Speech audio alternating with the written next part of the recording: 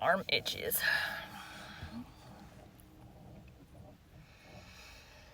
Okay. Today we'll be continuing Pride and Prejudice by Jane Austen. Chapter 34. When they were gone, Elizabeth, as if intending to exasperate herself as much as possible against Mr. Darcy, chose for her employment the examination of all the letters which Jane had written to her since being in Kent. They contained no actual complaint, nor was there any revival of past occurrences, or any communication of present suffering. But in all, and in almost every line of each, there was a want of that cheerfulness which had been used to characterize her style, in which, proceeding from the serenity of a mind at ease with itself, and kindly disposed towards everyone, had been scarcely ever clouded. Elizabeth noticed every sentence conveying the idea of uneasiness, with an attention which it had hardly received on the first perusal. Mr. Darcy's shameful boast of what misery he had been able to inflict gave her a keener sense of her sister's sufferings.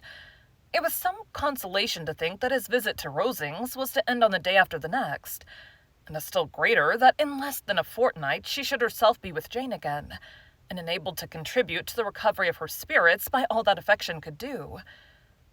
She could not think of Darcy's leaving Kent without remembering that his cousin was to go with him, but Colonel Fitzwilliam had made it clear that he had no intentions at all, and agreeable as he was, she did not mean to be unhappy about him. While settling this point, she was suddenly roused by the sound of the doorbell, and her spirits were a little fluttered by the idea of its being Colonel Fitzwilliam himself, who had once before called late in the evening, and might now come to inquire particularly after her. But this idea was soon banished, and her spirits were very differently affected, when to her utter amazement she saw Mr. Darcy walk into the room. In a hurried manner he immediately began an inquiry after her health, imputing his visit to a wish of hearing that she were better. She answered him with cold civility. He sat down for a few moments, and then getting up walked about the room. Elizabeth was surprised, but said not a word. After a silence of several minutes, he came towards her in an agitated manner, and thus began.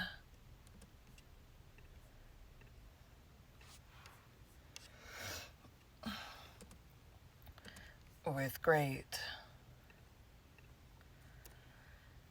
In vain have I struggled. It will not do. My feelings will not be repressed. You must allow me to tell you how ardently I admire and love you. Elizabeth's astonishment was beyond expression. She stared, colored, doubted, and was silent. This he considered sufficient encouragement, and the avowal of all that he had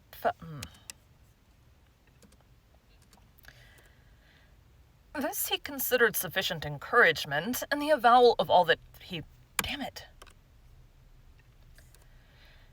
This he considered sufficient encouragement, and the avowal of all that he felt and had long felt for her immediately followed. He spoke well, but there were feelings besides those of the heart to be detailed, and he was not more eloquent on the subject of tenderness than of pride. His sense of her inferiority, of its being a degradation, of the family obstacles which judgment had always opposed to inclination, were dwelt on with a warmth which seemed due to the consequence he was wounding, but was very unlikely to recommend his suit. In spite of her deeply rooted dislike, she could not be insensible to the compliment of such a man's affection, and though her intentions did not vary for an instant, she was at first sorry for the pain he was to receive, till roused to resentment by his subsequent language, she lost all compassion in anger. She tried, however, to compose herself to answer him with patience, when he should have done. He concluded with representing to her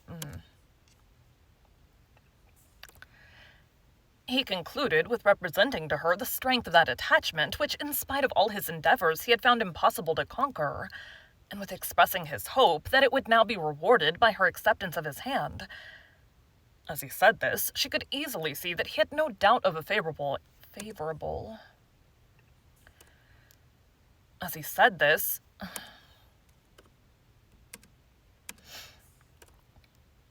As he said this, she could easily see that he had no doubt of a favorable answer. He spoke of apprehension and anxiety, but his countenance expressed real security. Such a circumstance could only exasperate farther, and when he ceased, the color rose into her cheeks, and she said, In such cases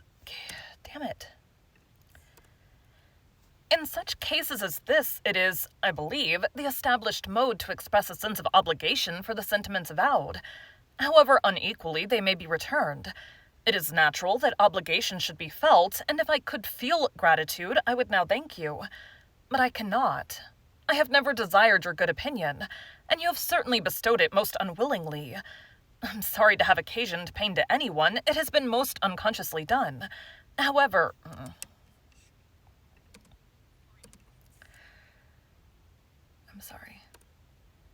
I am sorry to have occasioned pain to anyone. It has been most unconsciously done, however, and I hope will be of short duration. The feelings which you tell me have long prevented the acknowledgment of your regard can have little difficulty in overcoming it after this explanation. Mr. Darcy, who was leaning against the mantelpiece with his eyes fixed on her face, seemed to catch her words with no less resentment than surprise. His complexion became pale with anger, and the disturbance of his mind was visible in every feature. He was struggling for the appearance of composure, and would not open his lips till he believed himself to have attained it. The pause was to Elizabeth's feelings dreadful. At length, in a voice of forced calmness, he said, "And this is all the reply which I am to have the honor of expecting. I might perhaps wish to be informed why, with so little endeavor at civility, I am thus rejected. But it is of small importance." "I might as well inquire," replied she, "why, with so evident a design of offending and insulting me, you chose to tell me that you liked me against your will, against your reason, and even against your character. Was not this some excuse for incivility, if I was uncivil? But I have other provocations, you know I have. Had not my own feelings decided against you, had they been indifferent, or had they even been favorable, do you think that any consideration would tempt me to accept the man who has been the means of ruining, perhaps forever, the happiness of a most beloved sister?" As she pronounced these words, Mr. Darcy changed color, but the emotion was short, and he listened without attempting to interrupt her while she continued, "I have every reason in the world to think ill of you. No motive can excuse the unjust and ungenerous part you acted there. You dare not, you cannot deny that you have been the principal, if not the only means of dividing them from each other, of exposing one to the censure of the world for caprice and instability, the other to its derision for disappointed hopes, and involving them both in misery of the acutest kind." She paused, and saw with no slight indignation that he was listening with an air which proved him wholly unmoved by any feeling of remorse. He even looked at her with a smile of affected incredulity. "Can you deny that you have done it?" she repeated. With assumed tranquillity, he then replied, "I have no wish of denying that I did everything in my power to separate my friend from your sister, or that I rejoice in my success. Towards him I have been kinder than towards myself." Elizabeth disdained the appearance of noticing this civil reflection, but its meaning did not escape, nor was it likely to conciliate her. "But it is not merely this affair," she continued, "on which my dislike is founded. Long before it had taken place, my opinion of you was decided.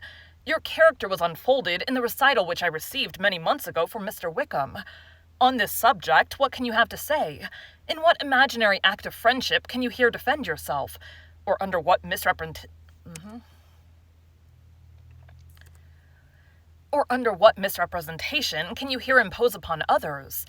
You take an eager interest in that gentleman's concerns," said Darcy in a less tranquil tone, and with heightened color. Who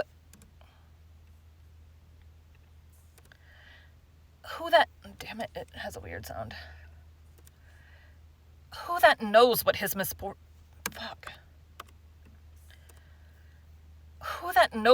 misfortunes have been can help feeling an interest in him. "His misfortunes?" repeated Darcy contemptuously. "Yes, his misfortunes have been great indeed. And of your infliction," cried Elizabeth with energy. "You have reduced him to his present state of poverty. Comparative poverty. You have withheld the advantages which you must know to have been designed for him. You've deprived the best years of his life of that independence which was no less due than his desert. You have deprived the best years of his life of that independence which was no less his due than his desert. You have done all this, and yet you can treat the mention of his misfortunes with contempt and ridicule. And this," cried Darcy, as he walked with quick steps across the room, "is your opinion of me. This is the estimation in which you hold me. I thank you for explaining it so fully. My faults, according to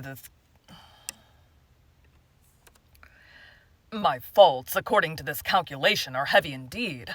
But perhaps," added he, stopping in his walk and turning towards her, "these offences might have been overlooked, had not your pride been hurt by my honest confession of the scruples that had long prevented my forming any serious design. These bitter accusations might have been suppressed had I, with greater policy, concealed my struggles, and flattered you into the belief of my being impelled by unqualified, unalloyed inclination, by reason, by reflection, by everything. But disguise of every sort is my abhorrence. Nor am I ashamed of the feelings I related. They were natural and just. Could you expect me to rejoice in the inferiority of your connections, to congratulate myself on the hope of relations whose condition in life is so decidedly beneath my own?" Elizabeth felt herself growing more angry every moment, yet she tried to the utmost to speak with composure when she said, "You are mistaken, Mr. Darcy, if you suppose that the mode of your declaration affected me in any other way than as it spared me the concern, which I might have felt in refusing you, had you behaved in a more gentlemanlike manner." She saw him start at this, but he said nothing, and she continued, "You could not have made me the offer of your hand in any possible way that would have tempted me to accept it." Again, his astonishment was obvious, and he looked at her with an expression of mingled incredulity and mortification. She went on, "From the very beginning, from the first moment, I may almost say, of my acquaintance with you, your manners impressing me with the fullest belief of your arrogance, your conceit, and your selfish disdain of the feelings of others, were such as to form the groundwork of disapprobation on which succeeding events have built so immovable a dislike, and I had not known you a month before I felt that you were the last man in the world whom I could ever be prevailed on to marry." "You've said quite enough, madame. I perfectly comprehend your feelings, and have now only to be ashamed of what my own have been. Forgive me for having taken up so much of your time, and accept my best wishes for your health and happiness." And with these words he hastily left the room, and Elizabeth heard him the next moment open the front door and quit the house. The tumult of her mind was now painfully great. She knew not how to support herself, and from actual weakness sat down and cried for half an hour. Her astonishment, as she reflected on what had passed, was increased by every review of it. That she should receive an offer of marriage from Mr. Darcy, that he should have been in love with her for so many months, so much in love as to wish to marry her in spite of all the objections which had made him prevent his friends marrying her sister. Sister. And which must appear at least with equal force in his own case, was almost incredible. It was gratifying to have inspired unconsciously so strong an affection, but his pride, his abominable pride, his shameless avowal of what he had done with respect to Jane, his unpardonable assurance in acknowledging, though he could not justify it, and the unfeeling manner which he had mentioned Mr. Wickham, his cruelty towards whom he had not attempted to deny, soon overcame the pity which the consideration of his attachment had for a moment excited. She continued in very agitating reflections, till the sound of Lady Catherine's carriage made her feel how unequal she was to encounter Charlotte's observation, and hurried away to her room. Thank you for joining Bite at a Time Books today, while we read a bite of one of your favorite classics. Again, my name is Bree Carlile, and I hope you come back tomorrow for the next bite of Pride and Prejudice. That's it. Thanks, guys.